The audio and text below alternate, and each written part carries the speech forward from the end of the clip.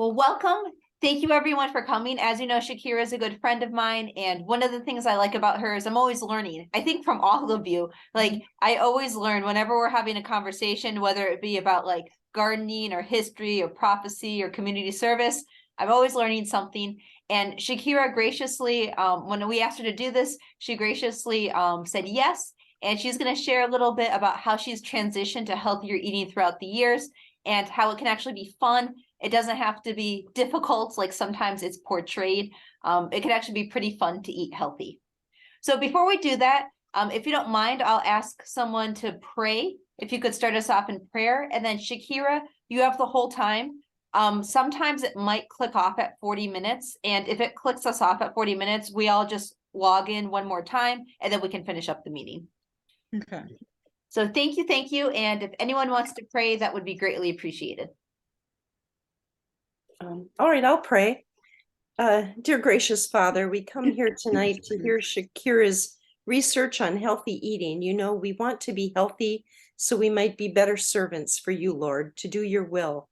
And we ask all things in your name. Amen. Amen. Amen. So I don't know if Ashley, is there a way for my screen to be shared with the group? Oh, share screen, I think that. Yep. Oh, okay. It's disabled.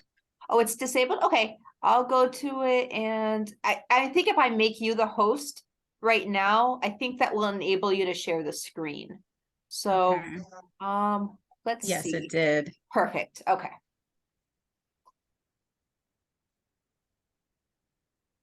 Okay, so good evening, everyone.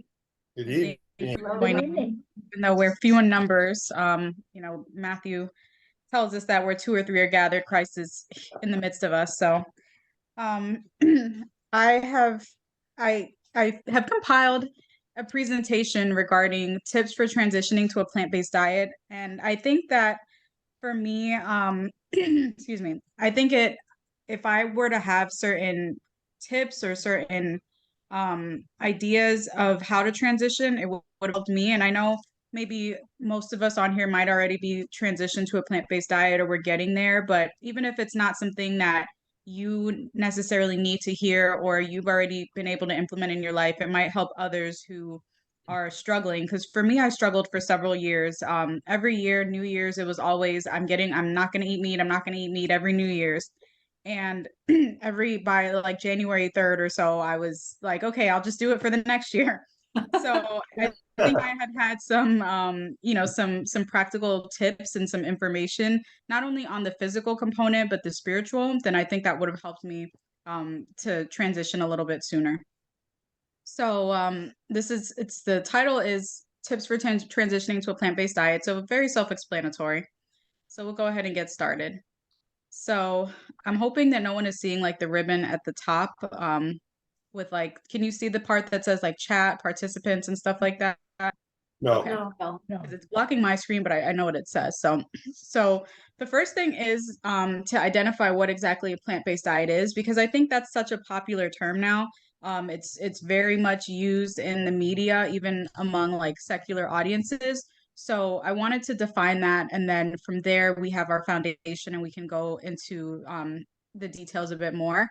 So a plant-based diet excludes eggs, dairy, and meat, and it's based on it's a diet that's based on plant-based foods such as fruits, vegetables, grains, nuts, and seeds. So it's exactly like it sounds. It's a plant-based diet. And it emphasizes natural, unprocessed foods. So sometimes you'll see things in the grocery store that are like, I've seen like plant-based ice cream, which I haven't necessarily done like my research on that to say whether or not it's authentic, but the most like pure, unprocessed foods are really what constitute a plant-based diet. And then I also want to note that a diet that excludes the things that I just mentioned, the eggs, dairy, meat, they may, just because something excludes those items, it doesn't necessarily mean that it's healthy or it's plant-based. And then I have this little, I think you can see this little, I don't know what to call it, but this little picture in the corner that says, yes, they're vegan. And it has a picture of Oreos. And I looked it up, and Oreos, some people actually consider Oreos to be like a vegan dessert because it doesn't have any meat and it doesn't have, any animal products. And I remember I had a coworker that I think it was before I transitioned to a plant-based diet, and I told her I was struggling to find good desserts that were plant-based. And I remember she said that, Oreos are vegan and M&M, and she named all these all these candies. And at first I thought she was joking, and then I realized that she was serious.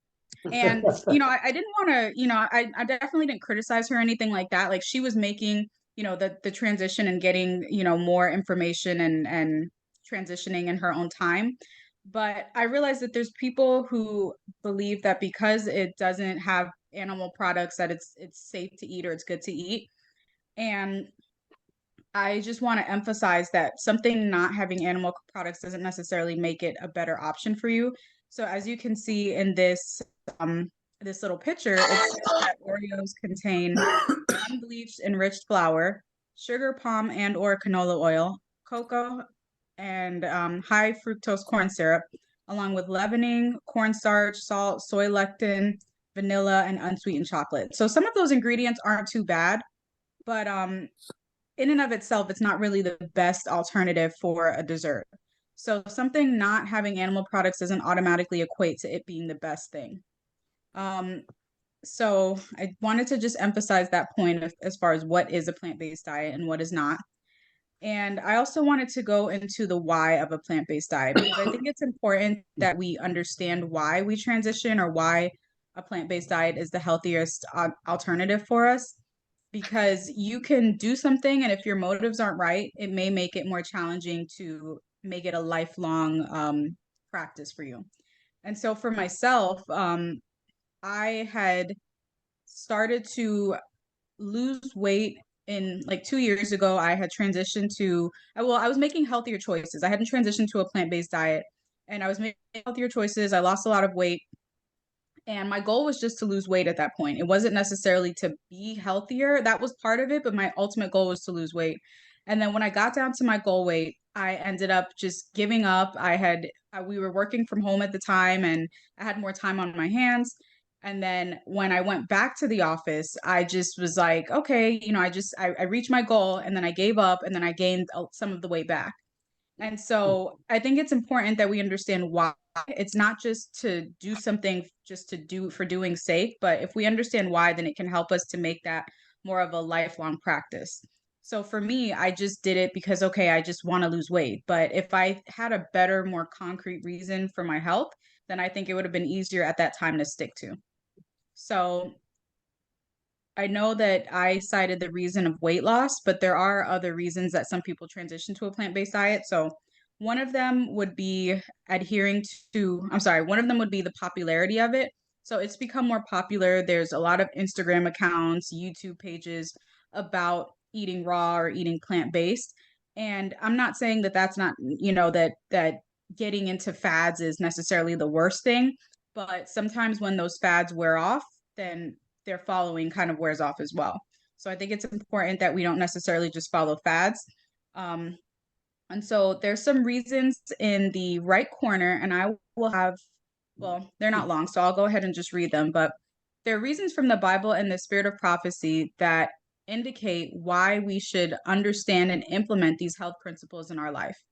So chapter 1 of Counsels on Diet and Foods also lists several reasons as to why we should transition to a plant-based diet. And if you study that more, then you'll find more, a wider range of reasons, but I've only listed 5. So one of those reasons would be to control our passions, for the formation of an upright moral character, for the glory of God, for the preservation of life, and for seeking for the standard of perfection made possible for us by the gift of Christ. And I have one quote from Ellen White, and if someone can just read, I've broken it down into 2 sections. So if someone can read the first section that's in like the center of the screen, and then someone else can read the second section that starts with the first class adopted. I'll read the first one. You're talking 2 classes? Right. 2 classes have been presented before me. First, those who are not living up to the light which God has given them, Secondly, those who are too rigid in carrying out their one-sided ideas of reform and enforcing them on others.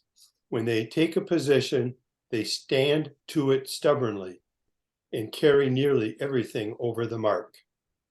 I'll read the next one. The first class adopted the reform because someone else did. You want to continue then? Am I supposed to? Yeah, you want to read the Yeah, whole you can thing? continue. Yeah. Okay. They did not obtain a clear understanding of its principles for themselves. Many of those who profess the truth have received it because someone else did, and for their life they could not give the reason for the faith. This is why they are so unstable. Instead of weighing their motives in the light of eternity, instead of obtaining a practically knowledge, Sorry, that might be a typo on my part. practically knowledge of the principles underlying all their actions, instead of digging down to the bottom and building upon a right foundation for themselves, they're walking in the light of another's torch and will surely fail. Thank you.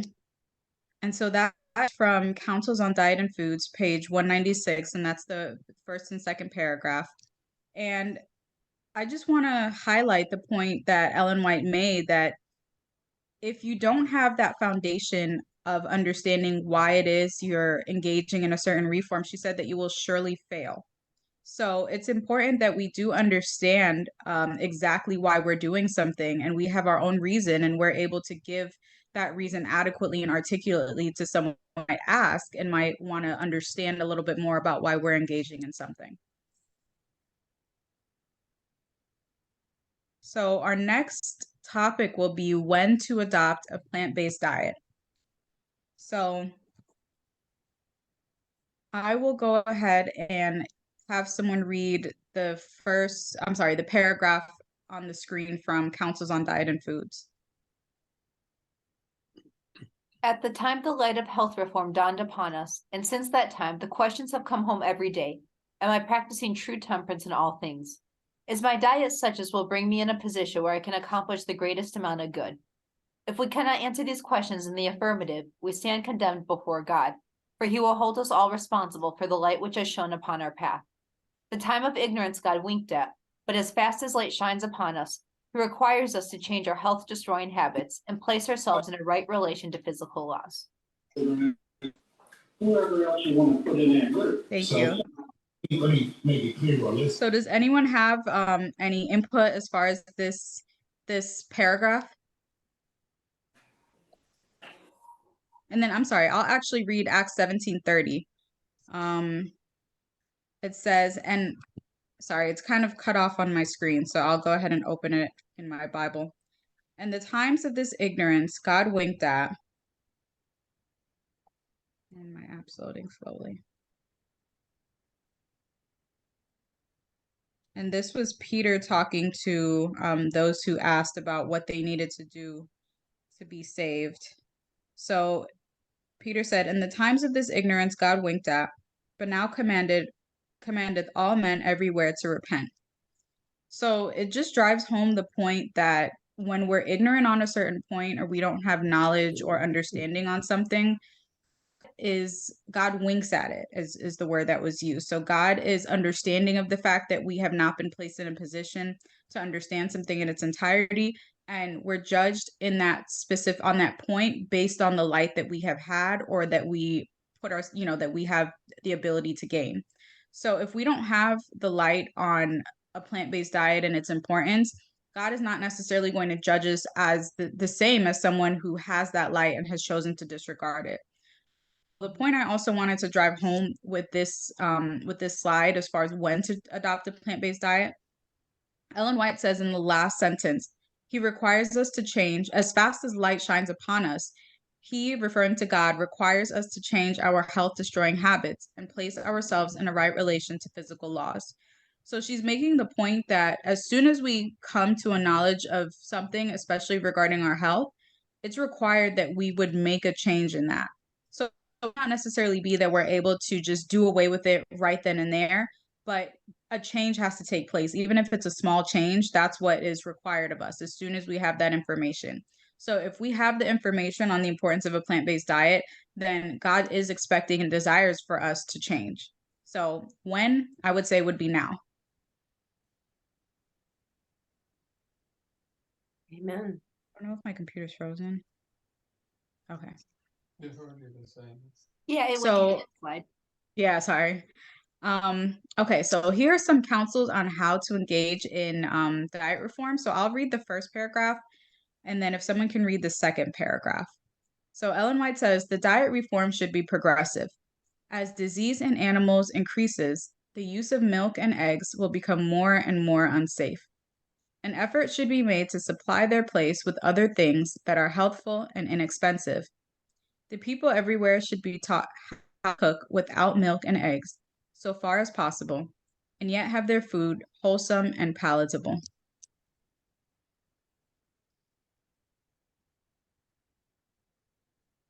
I'll jump in on this. Let the diet reform be progressive. Let the people be taught how to prepare food without the use of milk or butter. Tell them that the time will soon come when there will be no safety in using eggs, milk, cream, or butter, because disease in animals is increasing in proportion to the increase of wickedness among men. The time is near when, because of the iniquity of the fallen race, the whole animal creation will groan under the diseases that curse our earth. God will give his people ability and tact to prepare wholesome food without these things. Let our people discard all unwholesome recipes.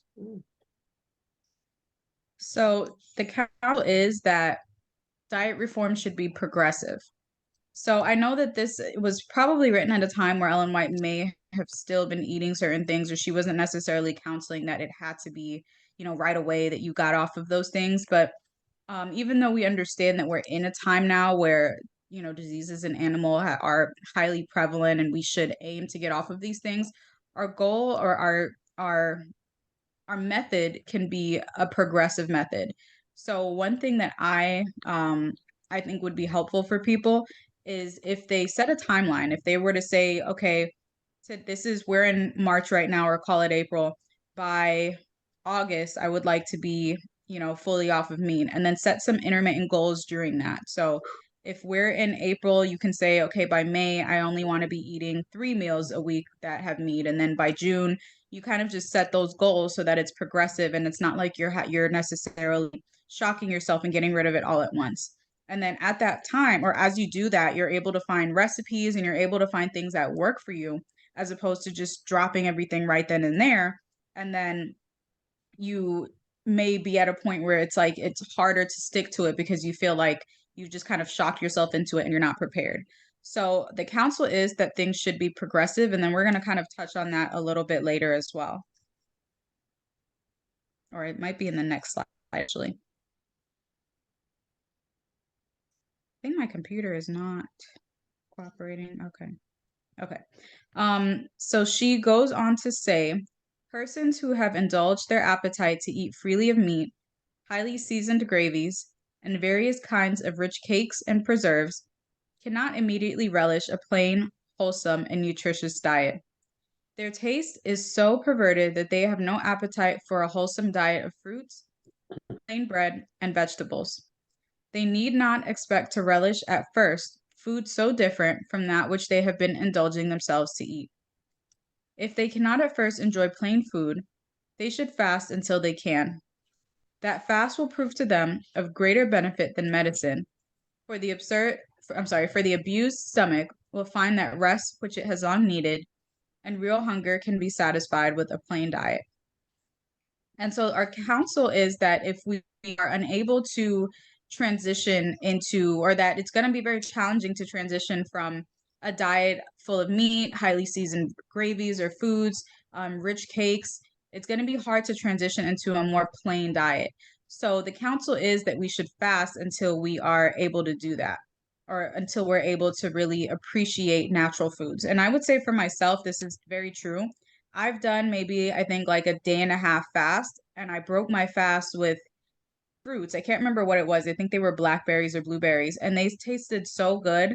I mean, I felt like I could cry. Like, that's how good they tasted, and it was like just having that absence of food and then going back into food and breaking your fast with that, those items truly do taste so much better, because you've abstained from food. So for those who are unable to appreciate, a more plain diet, fasting is the counsel to get your taste buds acclimated to that. And like even certain other things, like there's these like little, I guess they're called like plant-based chips, so to speak, or they're supposed to be chips that are not like the highly processed chips or whatever. I get them from this Whole Food store, and I had like one or two of them with some fruits the other day as like I guess like a treat. And then the fruit has this natural sweetness that just tasted so good that I didn't even want any more of the chips. It's just like the natural sweetness of the fruit, the natural sugar of it really helps you to satisfy that craving for something sweet, to where you don't really even need certain things that you think you might be desiring, or the things that you think you really need to feel satisfied. And then if someone else can read the second paragraph on the screen that starts with "It will take time." Okay, I will. It will take time for the taste to recover from the abuses it has received and to gain its natural tone. But perseverance in a self-denying course of eating and drinking will soon make plain, wholesome food palatable, and it will soon be eaten with greater satisfaction than the epicure enjoys over his rich dainties.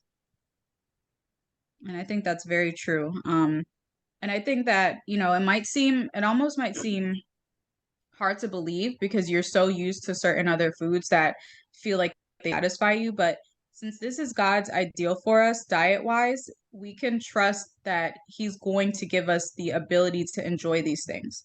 So it's just a matter of, denying your taste and maybe fasting for a period, maybe a couple days or so, or having just more of a plain diet, and just believing that God will help us to enjoy the natural foods that He's given us.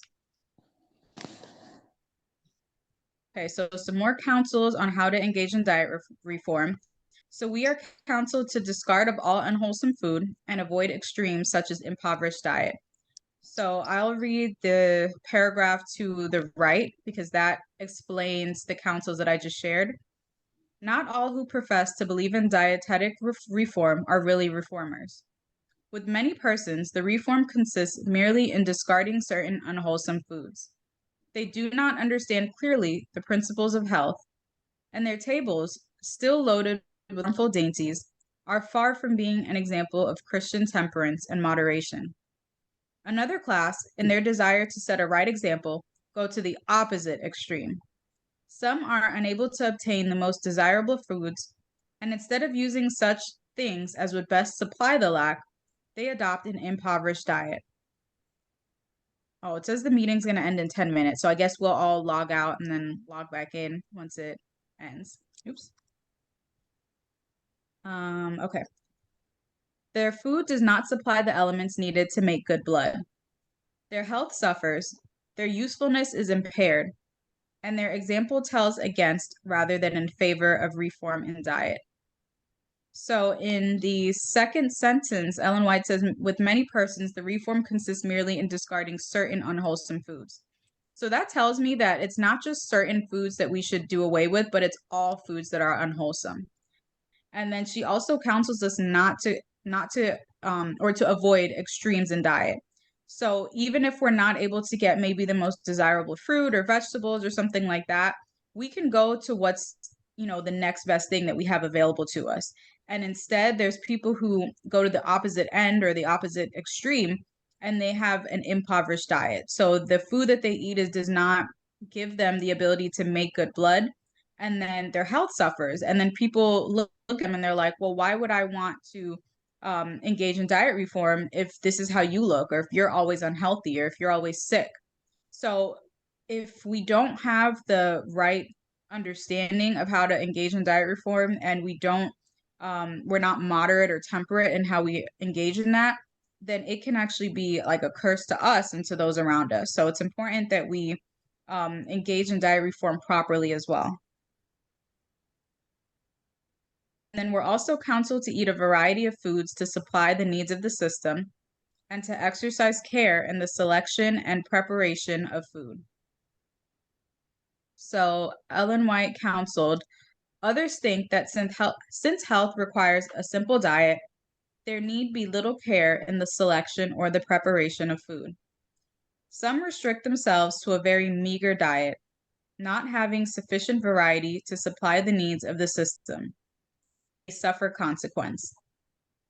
So that right there tells us that we have to be careful in how we select our food and how we prepare our food. So we don't want to select food that I didn't include the quote, but I know Ellen White makes a statement about not eating foods that are like rotten, which would be pretty much common sense, but some people might want to do that to save money or feel like, well, I bought this, I'm not going to waste this. So we shouldn't eat foods that are, that have evidence of decay. So if we're selecting foods and we're going to the grocery store, we should make sure we look at the select the foods that are fresh and they're not showing signs of like bruising on the outside of it or any kind of decay.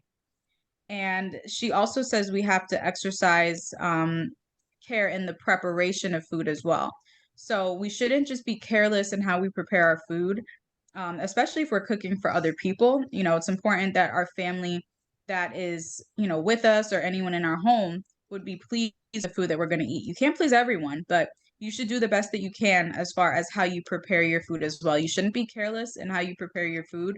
You should do your best to make sure that that food can be palatable, it's tasty, but you're also not like killing all of the nutrients in it by overcooking it or anything like that. So we have to be mindful of our preparation. And the last thing is that we should eat a variety of foods. And I think it was Brenda that mentioned that she likes to buy foods that are in season or fruit that are in season. And I think that's a really smart thing. I've heard a lot of people say that. So it might help as far as the cost of the food, because if it's in season, it's not going to be as expensive as something that is imported because it's not in season where you live. So if we eat a variety of things, if we eat strawberries this week and blueberries the next week, and we kind of rotate and have a good variety, then our bodies are able to get all of the nutrients in those different types of foods that we're eating. So that's something that we're also counseled to. And so now we're going to get into the practical tips about engaging in or transitioning to a plant-based diet. And so we have 5.5 minutes left. So I'll just go through these and then I don't know, we might end up having to log back in. But so the first few tips I'll go ahead and read. If living with others, let them know about the changes that you plan to make.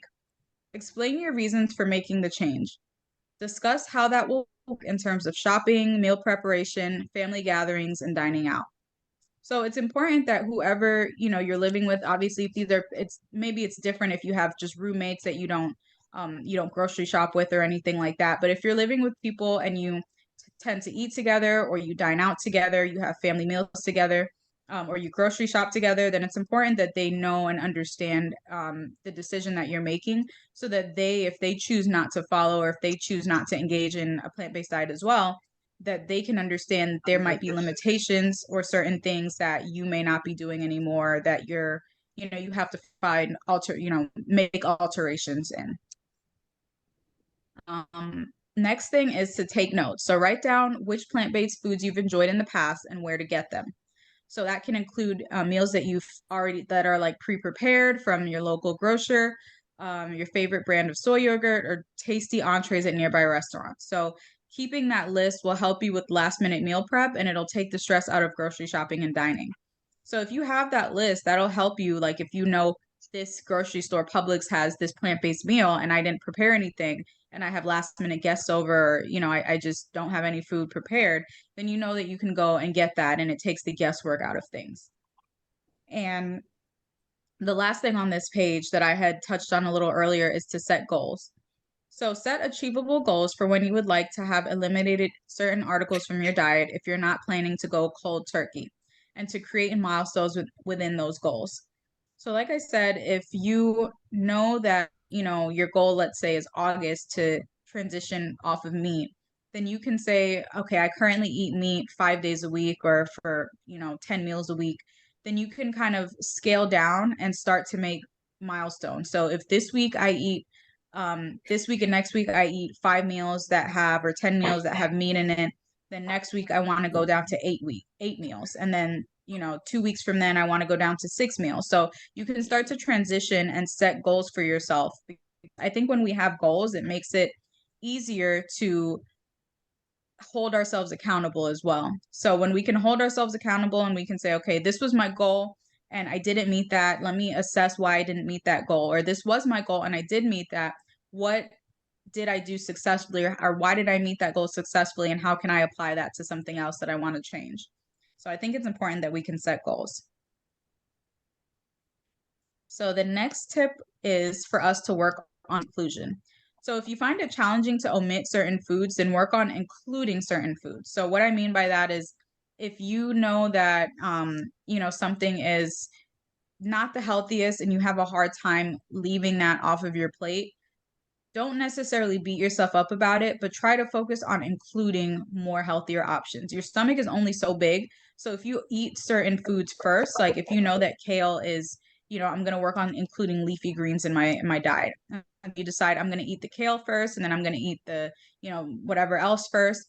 Your stomach can only accommodate so much. So if you start to include certain foods and then eat those healthier options first, then it'll help you as far as to make those healthier choices and then work on omitting those unhealthier choices at a later time. Another just kind of little tip would be to enjoy fruits and vegetables as a treat, such as hummus, salsa, queso, or guacamole. So you can have maybe like pita chips or something like that with hummus. There's salsa. You can just make that out of like tomatoes, cilantro, onion, so a little lemon or lime juice. There's a cheese or queso recipe that I'm including later that you can use. And then guacamole is just like mashed avocado. So you can actually just use those things and incorporate those fruits and vegetables and have them with some like healthier chip options. And you're still incorporating those fruits and vegetables into your diet. So if you're not a big, potato fan, you can actually use potato in order to make queso or cheese. So there's a lot of different ways to incorporate those things into your diet.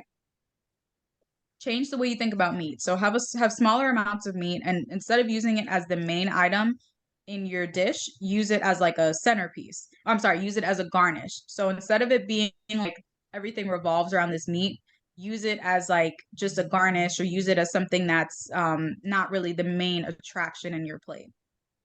And then I'd also say to cook a plant-based meal at least one night per week, and then just work on increasing the number of meals that you do per week. And then that'll help you to learn certain recipes, experiment with them, and figure out what works for you and your family as well.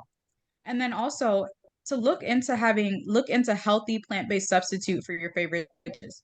So I didn't realize that there were so many alternatives for certain things. So chickpea pasta can be substituted for white pasta, quinoa for white rice, carob can be substituted for chocolate